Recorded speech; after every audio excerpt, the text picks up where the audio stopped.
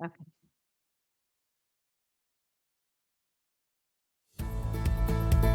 Welcome to Come and See, your podcast for finding truth in a world of chaos. Brought to you by All for Jesus Living Waters Ministry. With host and founder Richard Case and co-host and retreat leader Kathy Ricconi. Join us every weekday at this time to discuss news, spend time in the Word, and receive answers to your personal questions about living life in God's truth. And now your host, Richard Case.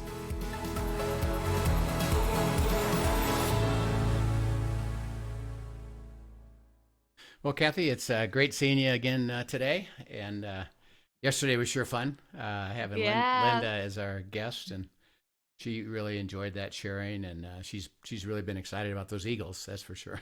absolutely. It was so fun to have her on there. And I Yeah, know everyone enjoyed just getting a glimpse of the two of you together and all that God has done in y'all's story. It's fun to see. yeah. I had a funny little revelation as you guys were talking yesterday.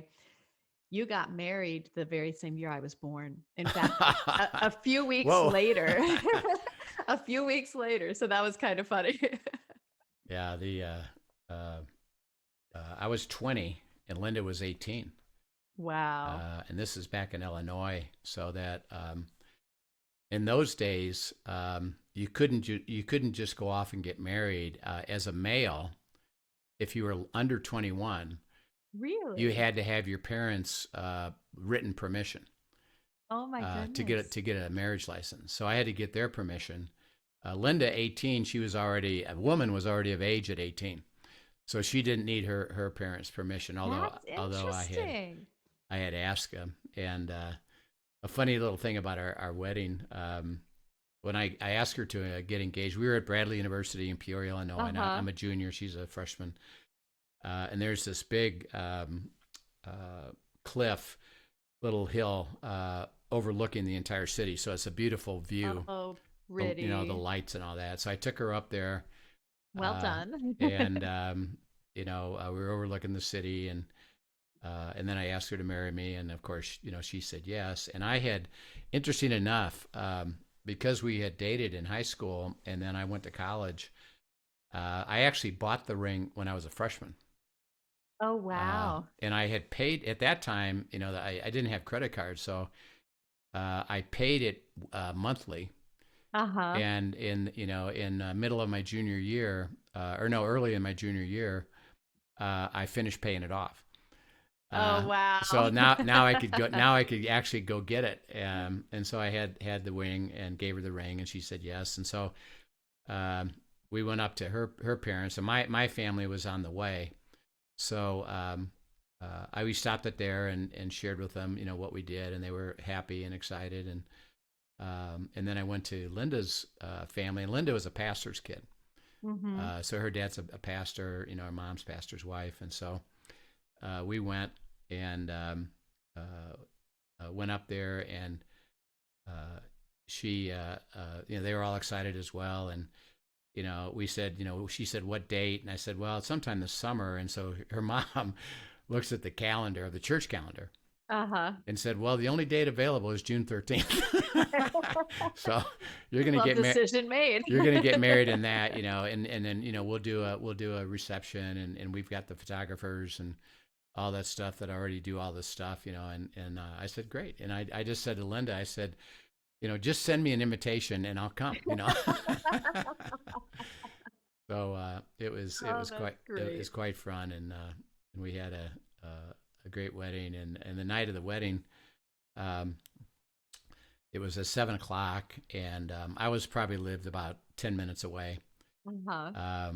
and so we left at about 6:20 to get there, on time, because I just had to show up and get ready to get ready set up, and there's one train track that we have to pass, and Oh, of no. course, Oh, no. there's a long freight train, and we're sitting there, and it's getting later and later and later, and it's like I'm gonna be late for my own wedding, and but we made it with 5 minutes to spare. Oh, Uh, that's awesome. and it worked out good. And her dad did the wedding; it was great. So uh, Excellent. we had great fun. So, Well, uh, it really was a treat to have her on yesterday and yeah, just to hear her joy. That's one of the things we all know about Linda, yeah, who know and love her, is her joy for God is so contagious. When she laughs, when she smiles, when she talks about him, she just oozes Jesus, and I she love does. it. She does. Yeah, Yeah. her second name is Joy. Um, and as we talked yesterday with Linda about her abiding experience, Hmm. and getting into and seeing the, pay attention to eagle, and I guess something to say to you about eagles, and great, Right. phenomenal revelation that we've really used and taught about sitting on the promise and Hmm. keep turning it, staying with it. Um, it reminds us of the beauty of eating God's word, like we said out of Jeremiah Hmm. 15, Yes. and it becomes a joy to you to Right. receive this new revelation that we hadn't understood this for all these years. We understood about promises, but the staying with it process Hmm. was really significant. So God says, well, I have something more to show you. Right. And he did it through the things that Linda likes, which is eagles, and then over months told her that. And so as we think about abiding, and we've been processing abiding, and the significance of abiding, is again, well, how do you really get into it? Mm. How do you process it in journal? And journaling is really critical. Partly is because, Yes. like Linda, when she got that revelation about the eagle, um, and she's learned this, is she had to go write it down. Hmm. Because even though you get it, and at the moment you say, this is so significant, I'll never forget it. Right. But if you don't write it down, literally within a week or two, you kind of get fuzzy about it. And Right. I don't really remember all of that. And we'll find out as we journal and process in the Word that you're going to write things because the Spirit Hmm. is guiding and leading you. You're going to write Yes. things that you even go back and look at and say, I don't remember writing that.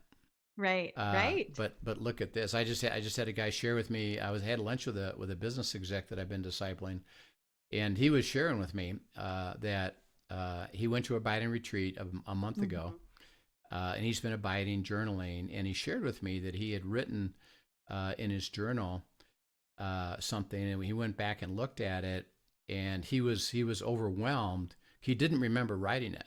He Hmm. was overwhelmed by, oh my gosh, look at this revelation that I need to now process because Right. I did write it down, but I don't remember writing it down, and Hmm. that's how it works. So Yeah.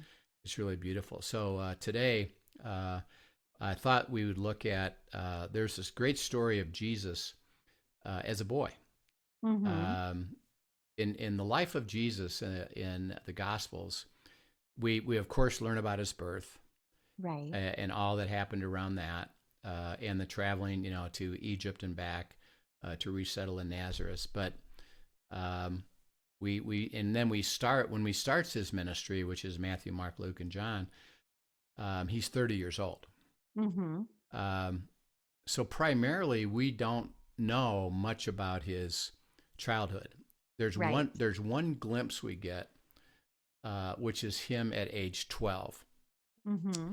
As we read the story, the context here is a Jewish male at age 12, which is and now at he's just about ready to what they call bar mitzvah or bat mitzvah for Hmm. women, is come of age.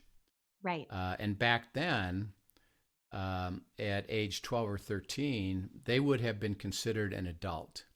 Hmm. And Mary, when she got married with Joseph, probably wasn't older than 13, 14 years old. That's hard to fathom, Yeah, right? yeah. And their lifespan, is generally, 30 to 40 years old. So he was already an adult. So this story is when he got he got left behind in Hmm. Jerusalem. And the interesting thing is that it's not that surprising because we would say, "Oh my gosh, how could you be that negligent to leave a 12-year-old back?" But it would be like an adult. So you have an adult son, Hmm. I Joshua, do. who Joshua, Yeah. by the way, who is helped us with all our technology, and Yes. we continue to. Yesterday, when we have a guest on, he had different things we had to do, and that took a while, and then we have to reset it today, and so it's all interesting stuff. But Joshua's, by the way, a great help to us. But let's say Joshua was traveling with you, Mm-hmm. and you were in a big group. Right. So there were 4, 5, 6 cars that were all together, and Joshua's one of them. As an adult, would you be worried about, is he in the group or not?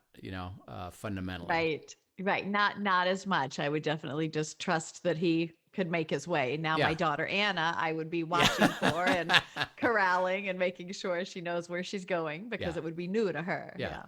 But you wouldn't be focused on, I got to make sure that my little kid is with me, because Right. if you have an adult with you, you assume, well, they're going to Right. get in the group, and come back, Yeah. because that's the way it normally went. Is they traveled back and forth from Nazareth to Jerusalem for Right. the feast. So he's there for the feast. Okay, so let's read this story, Luke 2, 42 to 52. And Kathy, if you'd read that, it's a really great understanding, interesting enough, of how Jesus learned to abide. Excellent. Okay. And when he was 12 years old, they went up according to custom. And when the feast was ended, as they were returning, the boy Jesus stayed behind in Jerusalem. His parents didn't know it, but supposing him to be in the group, they went a day's journey. But then they began to search for him among their relatives and acquaintances. And when they did not find him, they returned to Jerusalem searching for him.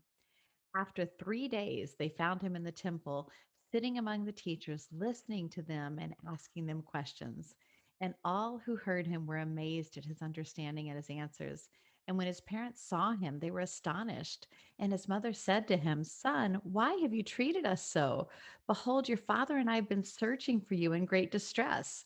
And he said to them, "Why were you looking for me? Did you not know that I must be in my father's house?" And they did not understand the saying that he spoke to them. And he went down with them and came to Nazareth and was submissive to them. And his mother treasured up all these things in her heart.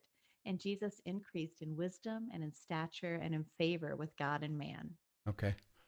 Um, and see, in this version, they didn't really talk about the his interaction with the Pharisees, did he? It's interesting. They took that whole thing out. Oh, yeah. So if we look at it in another, there's one. Actually, verse 46, they do. Okay. After 3 days, they found him in the temple, sitting among the teachers, Yeah. listening to them and asking them questions. Asking them questions. Yeah. Okay, good. Yeah. So it does talk about that, yes. Okay, great.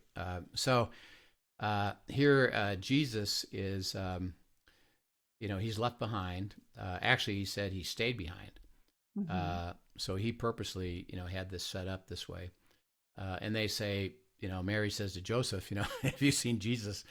Mhm. I haven't seen him. Have you seen him? No. And all of a sudden they realize he's not there. So they got to go back and get him.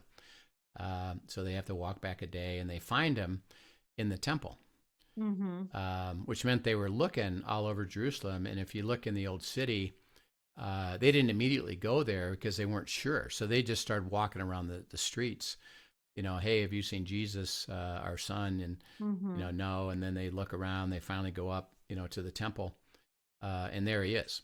And he's sitting with the teachers and the Pharisees. And there's 3 things that is spoken here that is illustrative of how we are to abide. Right. And so he said he's listening to what is being taught. And they're teaching him out of the Old Testament. Right. And so his first process that he used was to do what? What was he doing? He actually went to the teachers and was listening and asking questions. Yeah, he's listening. He was listening. So Yeah. he's listening and receiving. Okay, what are you saying to me?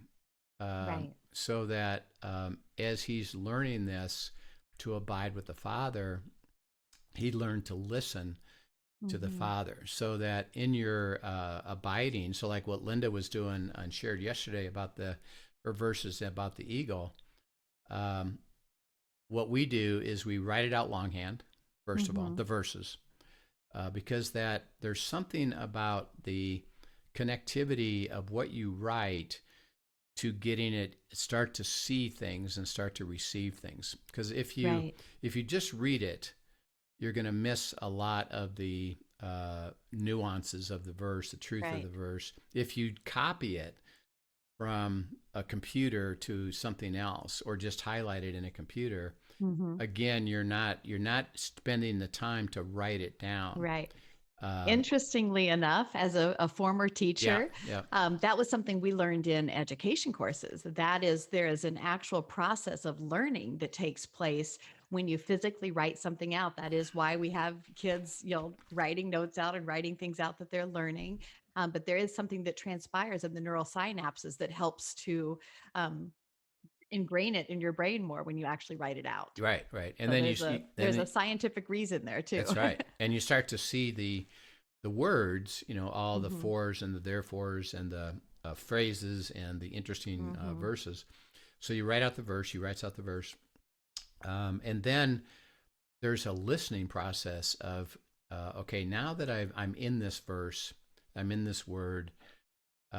Father, what do you have to say to me? What do you want to Hmm. show me about this? And you start receiving. This is how you're hearing from God: is these new thoughts that come into your heart, your mind. You write them down. So what I'm Hmm. hearing is this, and you're writing down, those understanding of what you're listening to, because you're listening to God through the Holy Spirit, who's resident in you. Right. So he says, I have something to say to you. And now that you're here looking at my written word, I'm going to speak to you about these things and show Hmm. you things called revelation, Right. disclosure, insight, wisdom. And then he said the second thing that he did was he asked questions. Hmm. Um, and that was, I think, a really interesting statement about Jesus is that he said, okay, I heard what you said. And so I have a question about that. Hmm. How does that work? What does that mean? You said this and you said this. How do they connect? I'm not sure how to receive this fully, but I have a question about it. So that your journal, and the way Hmm. that particularly my journal looks, is my journal is full of questions Right. because I'm looking at scripture. He's speaking to me. I'm listening to him, and it elicits a thought, a question, a Hmm. what about, how does this work? How can I experience this? What's the difference between this and this? Hmm. And see, a lot of times they should be absolute natural questions. Like, for example, Right. uh, in Romans 8 1 and 2, it says, therefore, now there is no condemnation for those that are in Christ Jesus, for the Hmm. Spirit has set us free Mm. from sin and death. And again, because you're paying attention to verb tenses, Right. it says now I'm not experiencing condemnation, and the now is every single moment. Right. No, I'm not experiencing condemnation. Um, and so the first question is, as you read that, would be as he's trying to speak to you that I've released you from the issues of your failures, of the issues Hmm. of your poor nature, of the things that cause you to stumble. Hmm. I'm gonna heal those, but now there is no condemnation. So your Hmm. question would be, well, then why do I still live in guilt? Right. I feel guilty because I made some mistakes. I'm trying to get out of something. I deal with execs again that tend to have a problem with pornography. They try to manage it, Hmm. and they fail. They try and they Right. fail and they try and they fail, and they basically just give up and say, Hmm. "I guess this is just it. I can't get over this." And I say to them, "Well, would you like to get healed of it?" And the Hmm. answer is, "Yeah, I really would." Well, you can't do it on your own. Right. You have to let God, the Spirit, work through you and get these words inside of you and transform you and get to the Hmm. root of the issue. So they've read this verse, and I take them to, therefore there is no condemnation. Right. And they say, yeah, I understand that, but I feel so guilty with Mhm. what I'm doing, and what I'm trapped in, and I'm stuck constantly in guilt. Mhm. Okay, now there's a disconnect. So the question that they would have as they're listening and writing this down would be, is it possible for me to be released from guilt since you said I am? Right. And then the Father would speak to them and say, yes, it is. Now stay with me and I'll release this from you, the guilt, Mm. so that we can get to the healing part. Right. Right. And they would move on. The second thing here is it said the Spirit of life has set you free already, past tense, from sin and death. Mhm. Well, again, my question in my journal when I processed this was, if that's true, then why do I still struggle with sin? Right. If you set me free, then why do I still struggle with sin? Mhm. Um, and it's a good question. It's a natural question. And these are the kind of things in Scripture that, as we come against things, that we should say, well, wait a second. If that's true, then how come I'm not experiencing it? Or what am I missing Right. about this? And so I had to take that question, and God said, good question, son. Let's go process this. Yeah. And so I had to go deeper into what it looked like to struggle with sin, Mhm. and was led to Romans chapter 6. Actually, 7 and then 6. 7 was, when you try to do it yourself, you're going to fail. Mhm. So you still have the sin nature in you. And if you try to do anything that was called in the flesh or on your own power, you're going to fail, and you're going to be trapped with sin. He said the only remedy actually is to put to death the flesh Mhm. and live in the spirit, but you got to do that every single day. Right. And then Romans 6, talked us through about whoever you present yourself to, you're a slave to. And Mhm. either it's a binary situation. Yes, you've been set free from sin, but if you follow me and surrender to me, you'll live the freedom of that. If you Mhm. choose to go back and do it on your own, you presented your body back to uh, actually the enemy and through the flesh, and you go back into prison. So the picture I got, so I said, okay, help me understand this, and he gave me a picture. He said, okay, remember how you came to know me. Mhm. You were basically in prison, in jail. Right. You're trapped. You're separated. I went before the judge, and I paid the penalty for you. I took on the punishment that you deserved, Mhm. and I took it on myself. So then I came down to you, and I said, I've got the key to let you out. You're free. Mhm. You've been set free by the judge, but you're still there standing in jail. And I've got the key to the door. Mhm. And son, you got to make a choice. Are you going to follow me? And Right. he says, if you, interesting enough, in chapter 6, it says, if you become my slave, you'll get freedom. It's a Mhm. conundrum. In order for you to get freedom, you got to become my slave. And the word there Right. is my bondservant, willing to follow me completely. If Right. you choose not to, and you stay, no, I'm going to do it myself, he said, then I'm not opening the door, Mhm. and you're still locked up. And that's why you experience sin. I've set you free, but you have a second choice to make. Right. Are you gonna follow me today or not? And so that happened all through that abiding, out of that natural question of, Mhm. well, wait a second. If that's true, then how come? Right. And I know you've experienced things like that as you journal. What are some of the Yeah. things that you've Well, experienced in that? I tell you what's so funny. I didn't know you were going to be talking about Romans 6 today, but literally the last 2 days I have been in Romans 6. Ah, cool. It's so fun how God works things like that. But one of the things that just strikes me as you're talking about that is this idea, you talk about being a bond servant, and, and in Romans 6, it talks about, you were once, slaves to sin, Right. but now you are slaves to righteousness. And that bond servant, that slave, the reason I was in Romans 6 is I have been for the last, probably it's probably been almost 2 months already now, that he's been really teaching me the word doulos. Yeah. It's doulos in the Greek and abed in the Hebrew, but what it is to be a servant to him. Yes.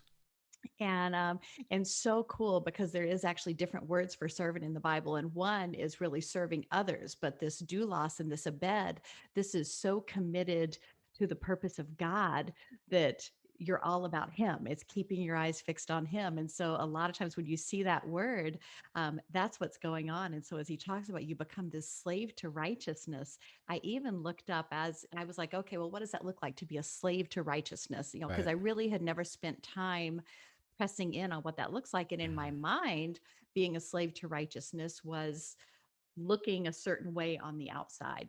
That I mean, don't we all kind of tend to think that way sometimes? Okay, Yeah. that means I'm definitely pure in thought. I'm definitely only putting certain things in. I'm only acting a certain way. That's a slave to righteousness. And as I unfolded that verse, he instead said, no, no, no, that is not actually what a slave to righteousness is. When you look at being a doulos to righteousness, to being totally committed and devoted to me out of love for me, you become a slave to righteousness, and righteousness is actually a return to the original form.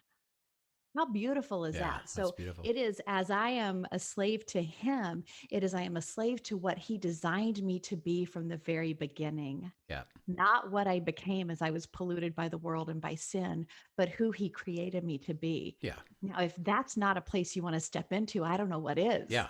And that's a great description of the abundant life. Yes. Is I'm going to restore to you the beautiful things of life. If but the condition is you have to abide in me. Yes. Apart from me, you can do nothing. So Right. I can't. And it's really see. I look at things really simply, and that God says, "Well, I'm gonna provide you this abundant life, restore to you just like Mm-hmm. you're experiencing. Yeah. I want to return you to the fullness of who you were intended to be, Right. and I can do that." And see, And who he already sees us as. yeah, That's such an important part of our identity is we need to begin to see ourselves as who he sees us as. absolutely. And then as he, as I see things simply, he said, "That's what I want to do." Now he said, he said, in order for me to do that, I need you with me.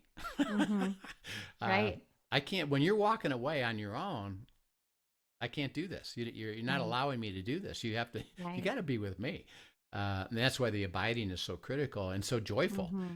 As Right. you're experiencing is you get into it so that even as you're looking at that, um, and God's saying, I want to show you what a servant looks like. Mm-hmm. And you don't look at it as, well, he must be unhappy with me that I'm not a good servant. No, no, See, you there's don't so you, much more. you don't view it that way. You just Mm-hmm. say, well, this is going to be wonderful that he now has said to me, I want to show you the depth of this, Right. and not just do it intellectually. So it doesn't do you Mm-hmm. any good for you to say to us, well, I know what a doulos is. Mm-hmm.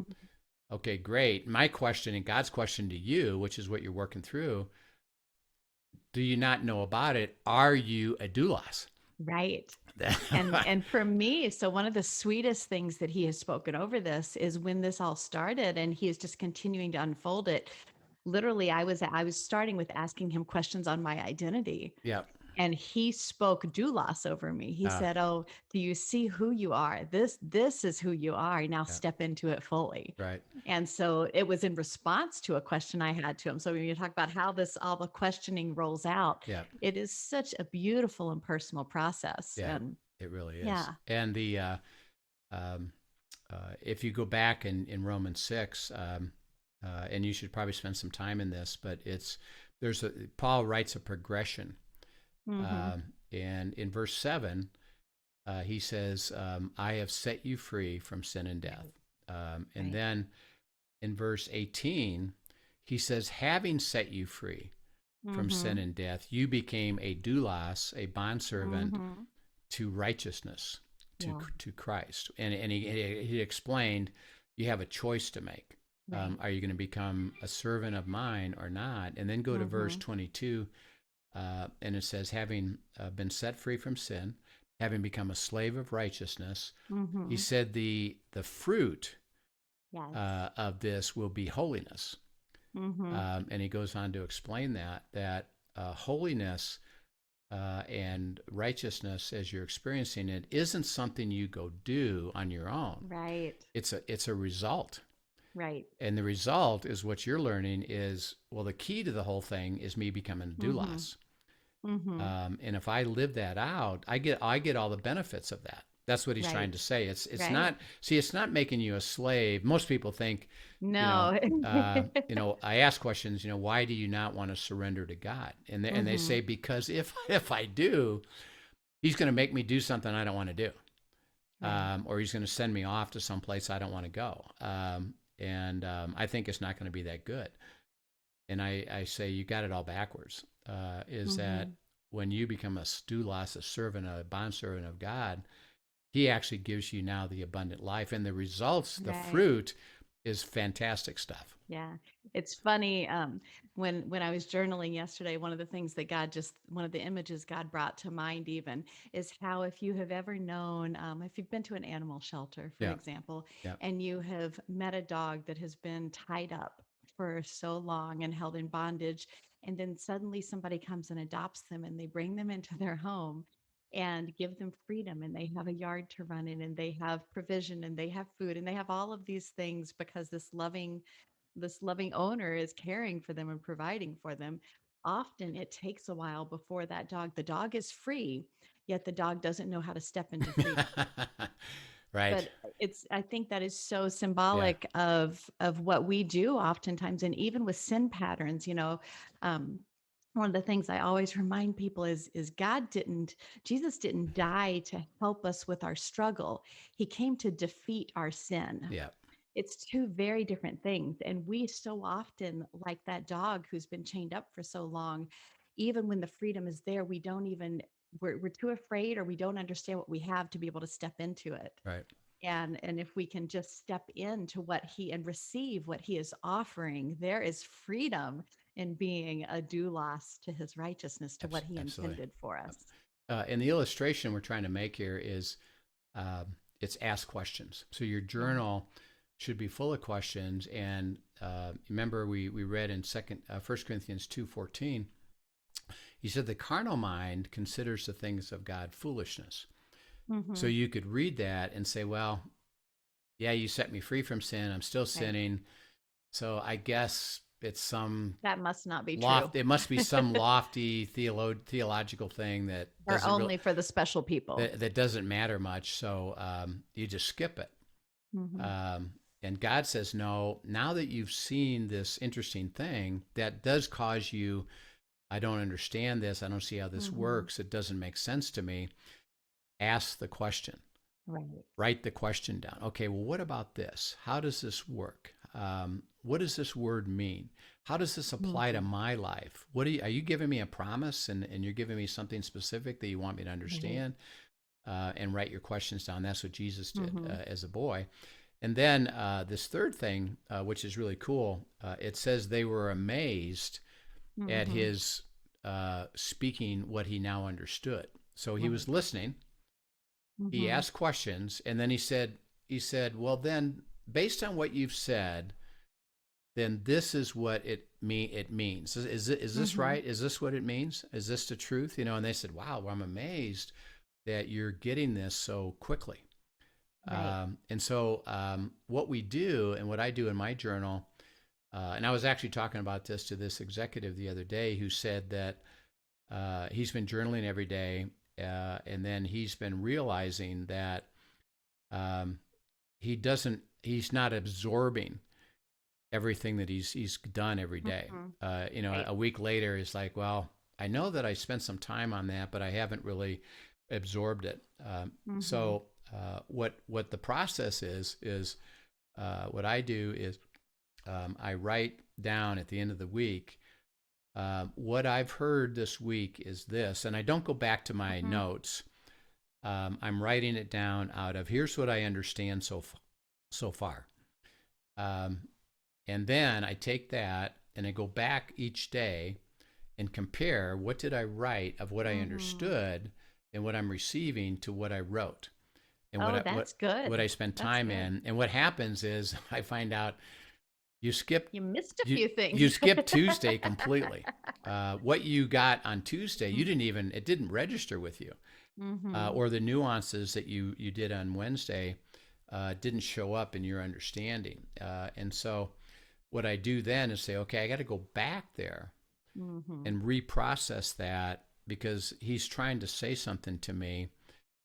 He's pleased with what I do understand, Mm-hmm. but you don't understand it all. Yeah. And don't skip it because what I'm building in you is something really important. And what you wrote on Right. Tuesday or Wednesday is really significant, and I don't want you to Right. miss it. So Right. it's the way that I picture abiding is you're what I call camping out. We talked about pondering, eating, Mm-hmm. chewing, meditating. Is as you're constantly reviewing what you're writing versus what you're receiving, understanding, experiencing. It's I move a few days forward, Mm-hmm. and then I go back, and I gotta go back 2 or 3 days, Mm-hmm. do it again, process it again, go forward, back and forth, and that's what the meditation and pondering is all about. Is it's not about I had a good day with that, Mm-hmm. and that was exciting on Tuesday, but if it's a week later and it hasn't really entered me yet, Mm-hmm. um, I do understand a few things, but I've got to go back now and ponder it and spend more energy on it and say, help me to get this. And this is another Mm-hmm. way, by the way. Linda shared this a little bit yesterday, but we do this, and I know you and Dan do this together. And we're not abiding in the same place, but Right. I'm going through. And by the way, and just one side note on journals. Journals are strictly your private time with God and what you Mm-hmm. write, and it's between you and God. And my wife and I never hand each other Right. our journals. It's not my right to read what Linda's writing, to God. Mm-hmm. Now she'll share with me, and she'll take her journal and say, I want to share some stuff with you. But Right. she could be saying stuff about, I'm really struggling about something with Rich, and help me to understand that, and God will deal with that. So Right. your journals are private, and this is something really interesting, particularly when I deal with these executives. I start them on journaling, and Mm-hmm. I say, okay, the first week or so, go ahead and journal, and then I would like you to send it to me just to help you make sure that you're getting to the right spot. And so they send me their journal, and almost universally they've written it as if they're going to stand up in church and read it, uh, because they've sanitized it, Mm-hmm. and they're almost like, I really can't write down the things I really feel. I got to act like Mm-hmm. I'm righteous or holy. And I said, that's not your heart. That's not Right. authenticity. Right. I said, God already knows it already, and He needs you to know what He knows. So you Right. got to write down your heart, your real, true feelings. I'm angry today. I'm frustrated today. I don't get this. Where are you, God? How come? Why not? Mm-hmm. I'm feeling this. I'm sad. I'm struggling. Write it down. Mm-hmm. And God said, as we understand the truth, now I'll start to process the word. And what I do, and I know you do this too, is people tend to focus on the problem. Mm-hmm. uh, well, I'm not very good today, or I get angry all the time, and they keep thinking about, I got to change it, I got to change it, I got to change it. How come? How come? How come? And God has given you truth to say, I Mm. understand that, but let me heal you. Right. And so what I do is say, keep paying attention to the verses, keep paying attention to the words, because that's Mm-hmm. what's going to lift you out of always focusing on the problem and the issue and the negative. To Right. God says, yeah, I know it's there. I'm not denying that, but let me Mm-hmm. do this and start wrestling with me about that. Right. And I know you've had experience with that as well. Yeah. Yeah. So good. Um, It's funny when I think about the way God works, even in journaling and stuff. When I first started journaling, I was such a perfectionist. So not only did I sanitize because I was afraid somebody may pick up and actually see what my thoughts were, Yeah. but I also then had to have it perfectly grammatically correct. The teacher in me could not let that go. And so The first journal you ever see me keep, no matter, I mean, I was told for years I should be journaling. 2015, I think. No, 2013 is my first journal. And that first journal holds 2 years worth of journaling. One journal, 2 years worth of journaling. That tells you how often I would actually pick it up, even when I was trying to do it, because I was so particular. And then when you go forward from that point, suddenly God just said, no, it's time to just converse with me, Yeah.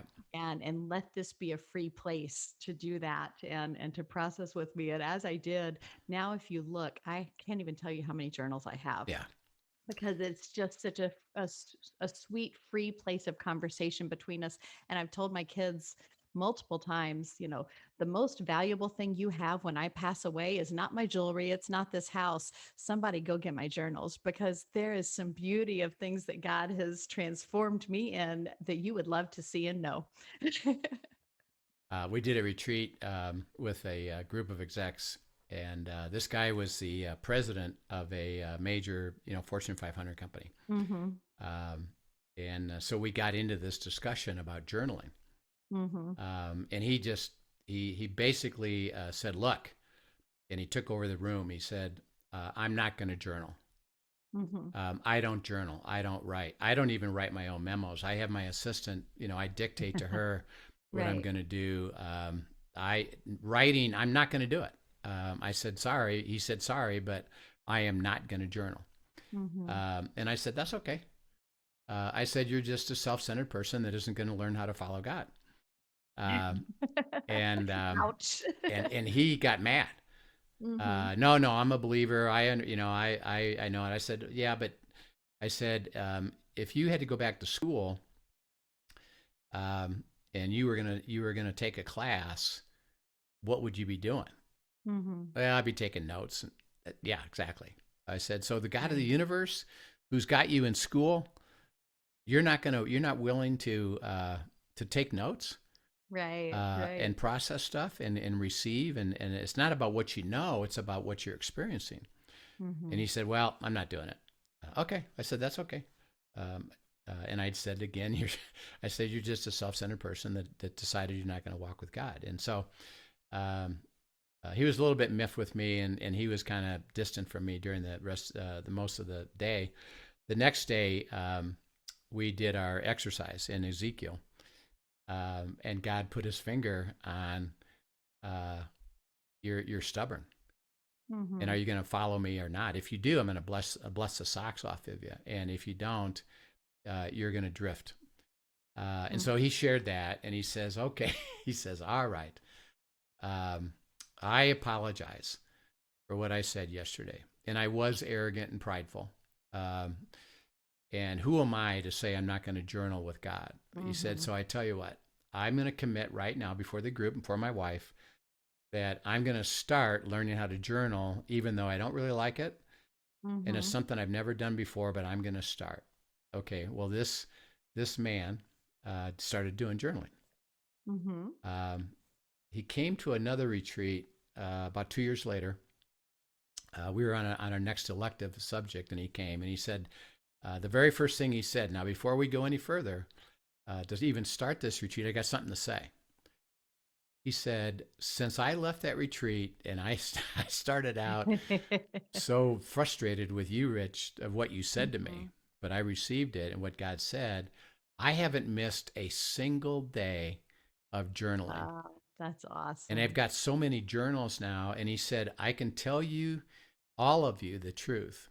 It's transformed my life, Mm-hmm. completely transformed my life. And I'm Right. now experiencing God in ways I've never was before. And now I so enjoy it that I'll Mm-hmm. never stop doing it the rest of my life. Yeah. And I've seen him afterwards, and he actually, every time he asks me, he says, "Can you send me more journals?" Wow, Uh, that's awesome. so it's quite fun. You know Uh, what's funny? I think about too, it really is a tool against, when we talked a few podcasts back about the seed, the Matthew 13, and the seed, what kind of ground it falls on. And there was a particular ground, a particular soil where it was choked out by distractions. yeah, And I really, for me personally, journaling is a weapon against having soil that is choked out by distractions, yeah, because I can get distracted by so many things, but journaling forces clarity. Yes. And then I put it down, and like you said, then I can go back and revisit. And even just as recent as last night, I was sharing with our small group that we're in some really cool revelation. Again, back with the Zulas and Abed stuff, but that God had spoken to me in 1 Samuel 3. And that's why I was sharing that with them. And I thought he was done speaking on that. And I actually had moved on a few days, and thought, okay, that one's done and we're moving on, and shared that. And then as we were conversing, this talk about the beauty of community of abiding people.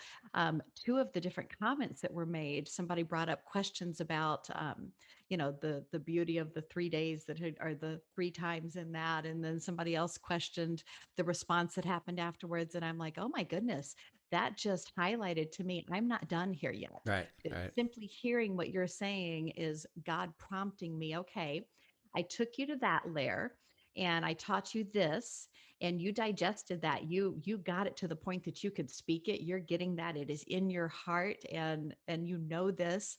And now I want to take you deeper. Right. So you're not done. Go back, chew on that again. And it's exactly what you talked about, the ruminating, but in this case, he used my community to remind me, yeah, you just talked about ruminating on a podcast, and you're not done ruminating Yeah. yet. Yeah. By the way, yeah. So as we conclude today, we see how Jesus, as a boy, he listened, he asked questions, and then he wrote down and stated, "Here's what I understand at this point." Yeah. And that's a beautiful description of abiding. And we'll next week get a little bit further into some practical issues of how you can abide in the Word and in Christ, and then journal, and we'll go through some really wonderful steps to take you deeper. And again, if you have any questions about this or anything on your heart, you can put it in the comments on the YouTube, or you can email us at questions@afjministry.com, questions@afjministry.com. And we'll answer them. We'd love to spend even podcasts talking about things that you're on your heart, so we can make this more personal to you. So Absolutely. please send them in. So another great day. A fun time. Thank you, Rich. This Yeah. was a good week. Thank you. And if you guys have found this encouraging or inspiring, please be a friend and tell a friend. Pass the word and share the podcast with other people. We would love to just grow this community. Yep. Have a great weekend, and we'll see you Monday. Thanks. You too. Okay. Yep. Bye-bye. Bye-bye. Thank you for joining us for today's episode of Come and See, your podcast for truth in a world of chaos. Brought to you by All for Jesus Living Waters Ministry. Send us your questions and comments, and tune in tomorrow for more answers to your personal questions about living life in God's truth. Remember, God's will is best and none better. His truth brings peace in this world of chaos.